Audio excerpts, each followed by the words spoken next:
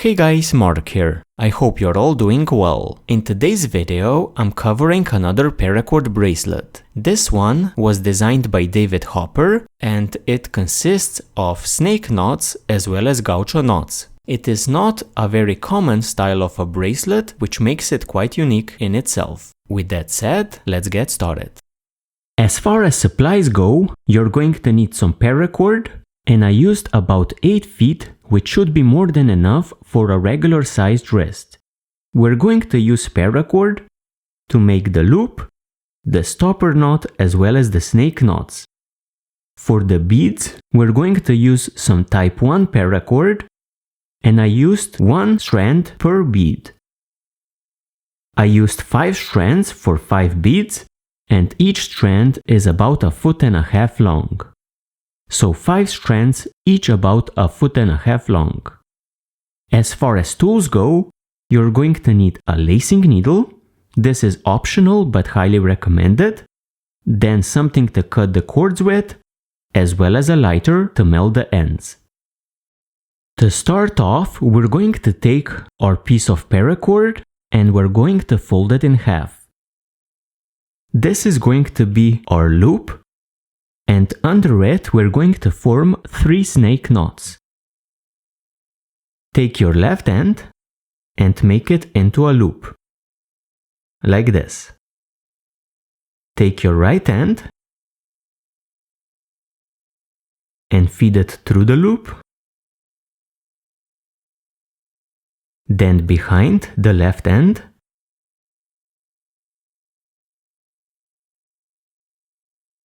over the top and into the loop on the right side.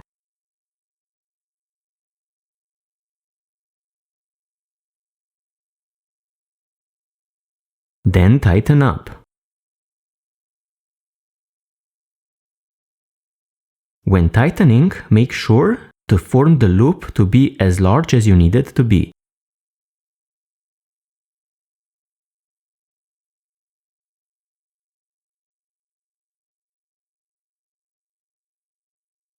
Like this. Then make another loop with the left end. Take your right end and feed it through the loop.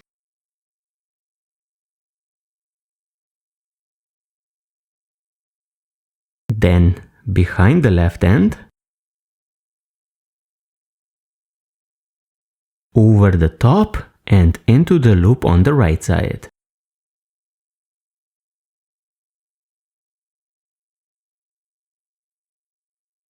Then tighten up.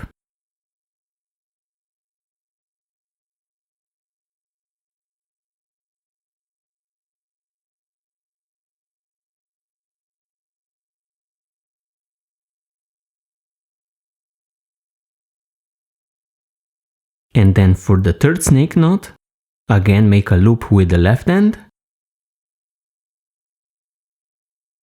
Take the right end. Feed it through the loop.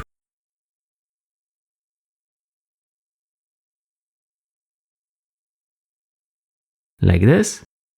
Then behind the left end, over the top and into the loop on the right.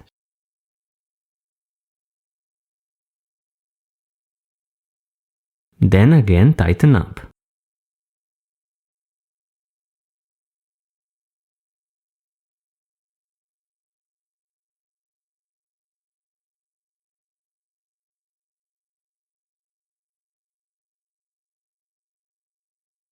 So after placing 3 snake knots, we're going to continue by forming a Gaucho bead.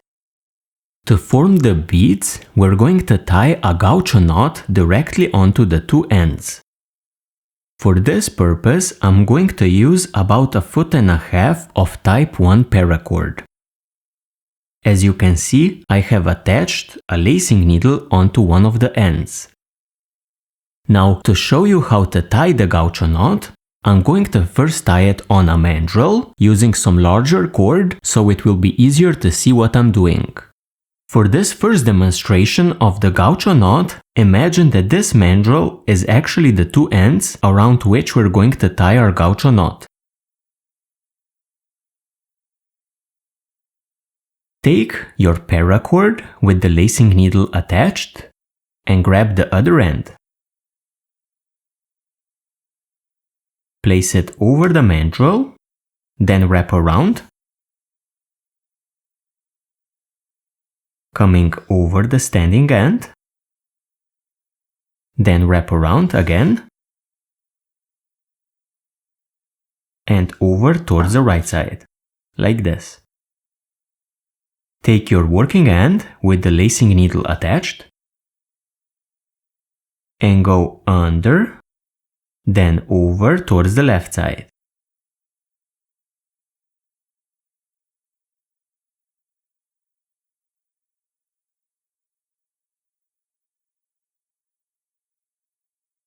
Like this. Wrap around again and double up the standing end. So under, over.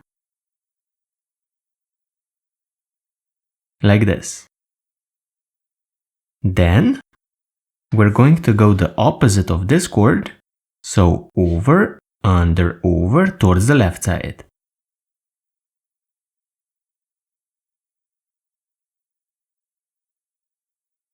Wrap around again.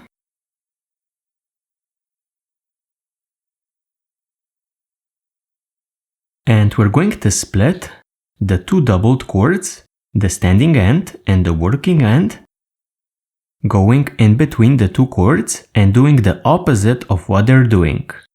So over, under, over.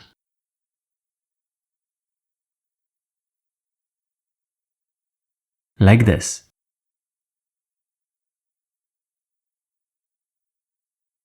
When you come out, you're going to re-enter the knot, going the opposite of this cord, so under, over, under and over.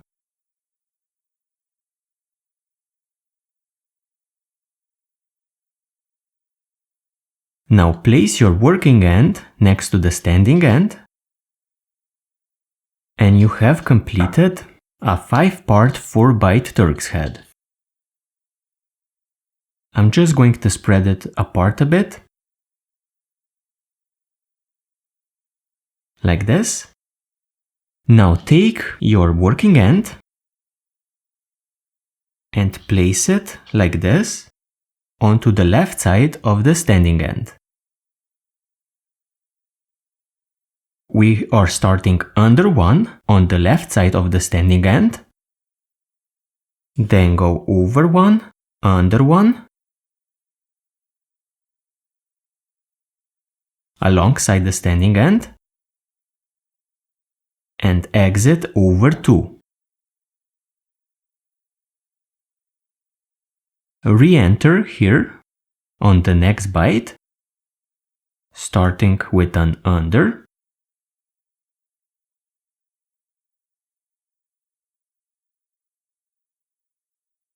then over, under two, and then over two.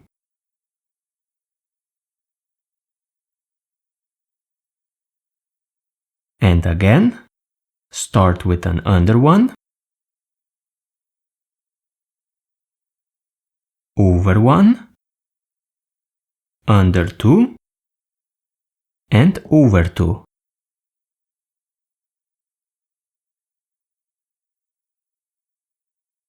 Start the next sequence with an under as well.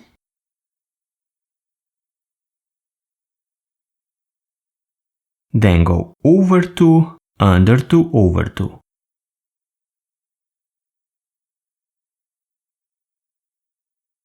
And again, under one, over two, under two, over two.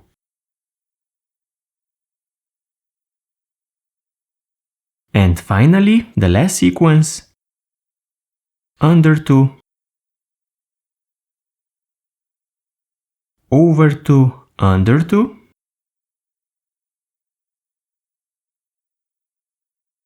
and over 2. We exit on the left side, then place our working end next to the standing end. And with this we have tied a gaucho knot, the same as the one we're going to use for our gaucho beads. Now one thing that you will need to do after you tie this knot is take your working end and right where you come out under 2, go back in, go under the knot and exit on the right side. This is just to help you cut the ends a bit easier after you tighten your bead. So you can cut one on the left side and one on the right side. I'm also going to show you how I place a gaucho bead directly onto my 2 ends using the smaller type 1 cord. I used larger cord previously to show you how to tie the gaucho bead.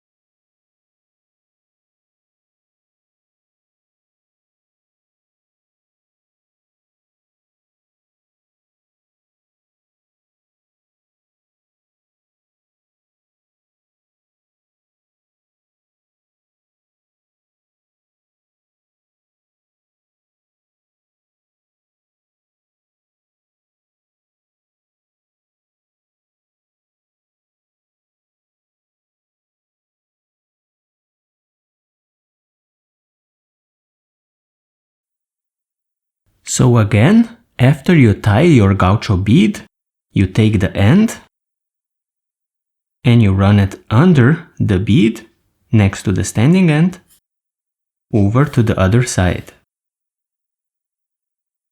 At this point, your gaucho bead is tied. You place it next to your snake knots.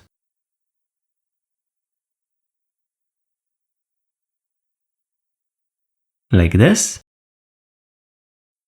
After tightening your gaucho bead, you continue lining up 3 snake knots, then another gaucho bead, then another 3 snake knots, and so on.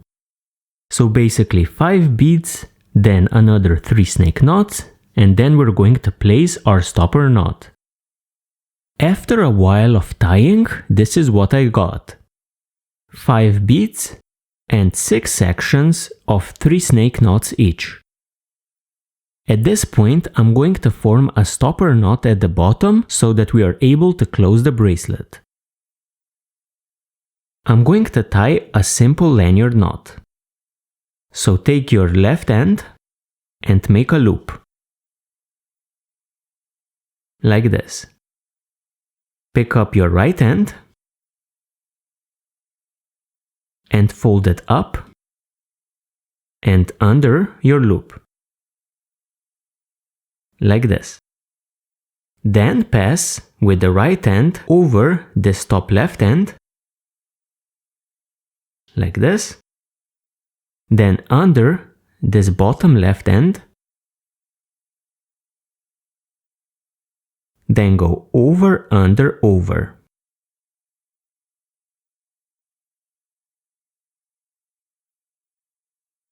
Pick up this top right cord, go past this cord here, on the left, so past, then under and through the middle. Pick up your bottom left cord, go past this cord here, the top right one, then under and through the middle. Then tighten up.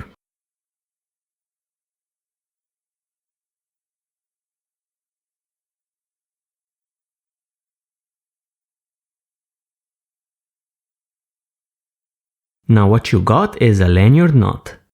Sadly, it is quite a bit far away from our bracelet. So what we do is basically we pull in one of the ends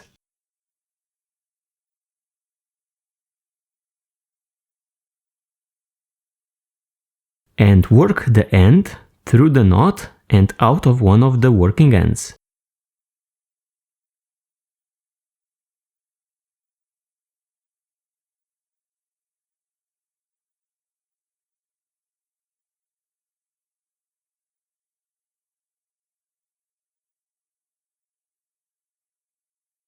Then do the same with the other end.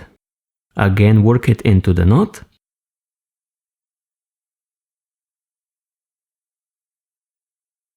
And work it out of one of the working ends.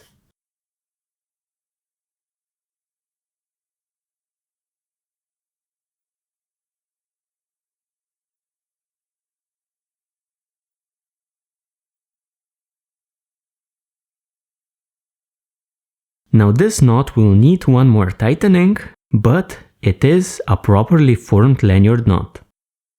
Now cutting and melting the ends off of our lanyard knot is quite simple. We need to also cut the ends of our beads. And to do that, what I usually do is I pull on the end using one hand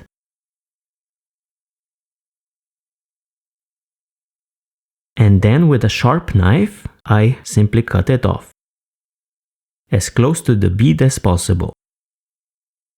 Keep tensioning the cord, like this.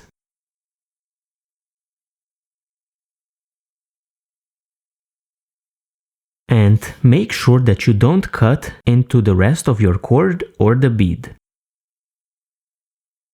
So all you do is tension up the cord and then cut it off. Like this. Now, after you've done this, you are pretty much done. You can further tuck in the ends if they bother you, but they are hardly visible. So guys, I think we did a pretty good job with our bracelet. Thank you for joining me, and see ya next time.